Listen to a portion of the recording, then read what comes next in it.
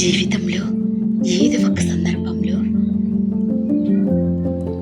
మనకి అవమానం ఎదురవ్వచ్చు.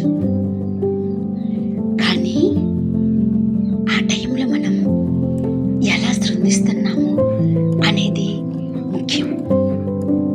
ఎప్పుడైనా సరే అవమానం జరిగినప్పుడు తప్పకుండా పాటించాల్సిన అటువంటి 5 శక్తివంతమైన విషయాలు తెలుసుకుందాం. 1, ఇది కేవలం మోటివేషన్ కాదు, మీ జీవితాన్ని మార్చగలటువంటి ఆలోచనలు. 1, నీ మైండ్ని కంట్రోల్లో పెట్టుకో మిత్రమా. ఆ టైంలో కోపం రావడం సహజం, కానీ నీ మైండ్ నీ కంట్రోల్లో ఉంటే అది ఏదో ఒక రోజు నీ కథలో టర్నింగ్ పాయింట్ అవుతుంది. నిన్ను ఎవరు తక్కువ చేశారు వారిని రియాక్ట్ అవ్వకు. వాళ్ళకు నీ వర్క్ తోటి రిప్లై ఇవ్వు. అవమానం అనేది ఒక పరీక్ష లాంటిది. ఆ టైంలో నువ్వు నీ మైండ్ని కంట్రోల్లో పెట్టుకోగలిగితే నీ లైఫ్లో ఏ ఛాలెంజ్ అయినా సరే నీకు చిన్నదిగానే అనిపిస్తుంది. అవమానం జరిగినప్పుడు రియాక్ట్ కావడం ఈజీ, కానీ కంట్రోల్లో ఉండడమే నిజమైన పవర్. అవమానం నిన్ను తగ్గించడానికి కాదు, నిన్ను మరింత స్ట్రాంగ్గా చేయడానికి వస్తుంది. మైండ్ని కంట్రోల్లో లేకపోతే బయట ప్రపంచంలో గెలిచిన ప్రయోజనం అస్సలు ఉండదు మిత్రమా. 2, అవమానాన్ని బలంగా మార్చుకో. అవమానం ఒక ఆయుధం. దానిని నీ శత్రువుపైయే కాదు, నీ జీవితంపై వాడుకో. గొప్ప గొప్ప వాళ్ళందరి సక్సెస్ అవమానం నుంచే వచ్చేది కదా. అవమానం నిన్ను చాలా బాధ పెట్టొచ్చు,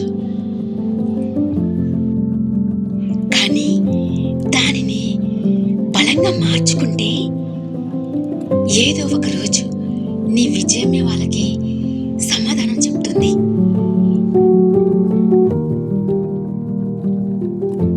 నీ జీవితాన్ని మార్చేసే శక్తి అవమానంలోనే దాగి ఉంటుంది మిత్రమా. ఇన్స్టాంట్ అనేది నీ జీవితానికి ముగింపు కాదు, అది నీ విజయానికి ఆరంభమని గుర్తుపెట్టుకో. ఇక 3, సైలెంట్గా ఉండు. ఎవరైనా నిన్ను అవమానిస్తే వెంటనే స్పందించకు, ఎందుకంటే ఆ టైంలో కోపమే మాట్లాడుతుంది, కానీ నిశ్శబ్దం ఆలోచిస్తుంది. మాటలతో కాదు మిత్రమా, నీ పనితో చూపించు. ఈరోజు నిన్ను తక్కువగా చూసిన వారే రేపు నీ సక్సెస్ అని చూసి ఆశ్చర్యపోతారు. వాళ్ళు చేసిన అవమానం కంటే నీ సైలెన్స్ పెద్దదిగా అనిపిస్తుంది. నీ నిశ్శబ్దాన్ని చూసి వాళ్ళే తడబడతారు.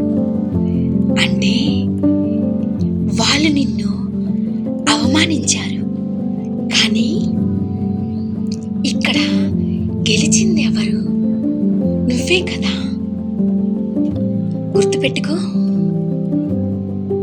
నీ మాటల కన్నా నీ మౌనం బలంగా ఉన్నప్పుడు నీ శక్తి వారిని భయపెడుతుంది.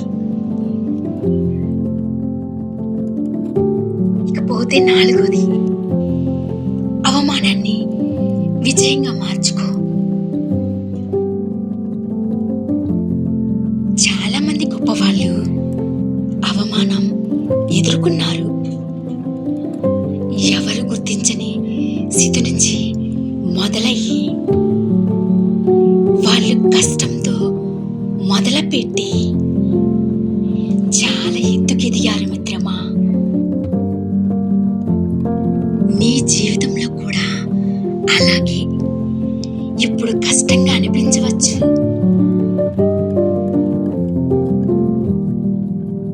కానీ ఈ అవమానమే నీ జీవితానికి మొదటి మెట్టని గుర్తుపెట్టుకో.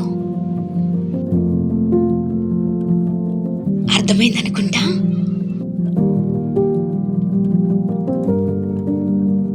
నువ్వు ఏం చేయలేవని చెప్పిన వాళ్ళకి నువ్వు చేసి చూపించు. ప్రతి అవమానం నీకు చెప్పే మెసేజ్ ఒకటే మిత్రమా, నీ లెవెలు ఇది కాదు, ఇంకా చాలా దూరం వెళ్ళాలని. ఈరోజు నిన్ను ఎగతాళి చేసిన వాళ్ళే రేపు నీ ఎదుగుదలను చూసి షాక్ అవుతారు. ఈ ప్రపంచంలో థ్యాంక్స్ చెప్పాల్సింది నిన్ను పొగిడిన వాళ్ళకి కాదు, నిన్ను అవమానించిన వాళ్ళకి. వాళ్ళ వల్లే కదా నువ్వు ఇంత సక్సెస్ అయ్యావు. అవమానం తర్వాత వచ్చే విజయం ప్రపంచం మొత్తాన్ని కూడా సైలెంట్గా చేసేస్తుంది. ప్రతీకారం కాదు,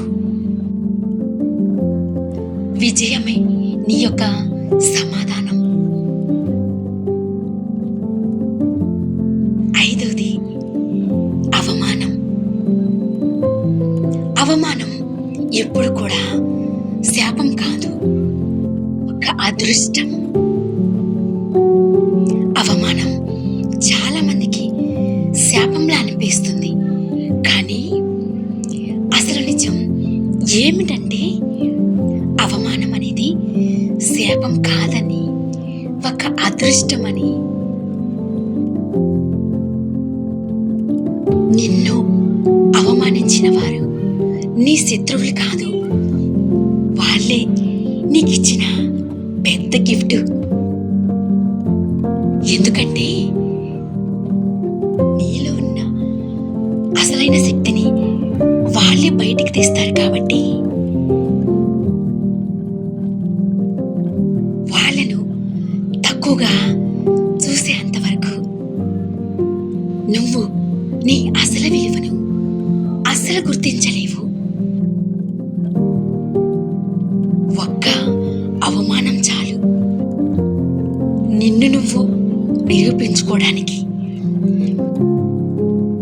ఎందుకంటే బలంగా ఎదగాలి అనుకునే వాళ్ళకి అవమానం ఒక స్పీడ్ బూస్టర్ లాగా పనిచేస్తుంది. అవమానాన్ని మీ అదృష్టంలాగా భావించు. ఎందుకంటే అవమానం జరిగినప్పుడే కదా నీ ఎదుగుదల మొదలవుతుంది.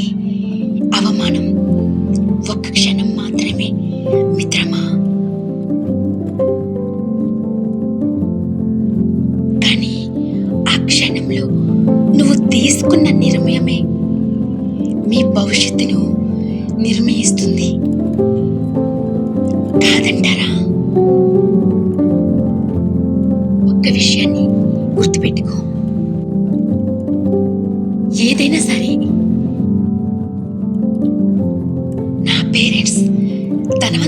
కాకపోయినా సరే వాళ్ళ వల్ల నేను ఎప్పుడు కూడా ఆకలితో పడుకోలేదు.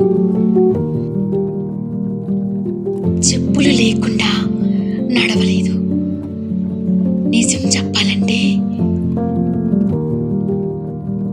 నాకు గొప్ప కలలంటూ ఏమీ లేవు.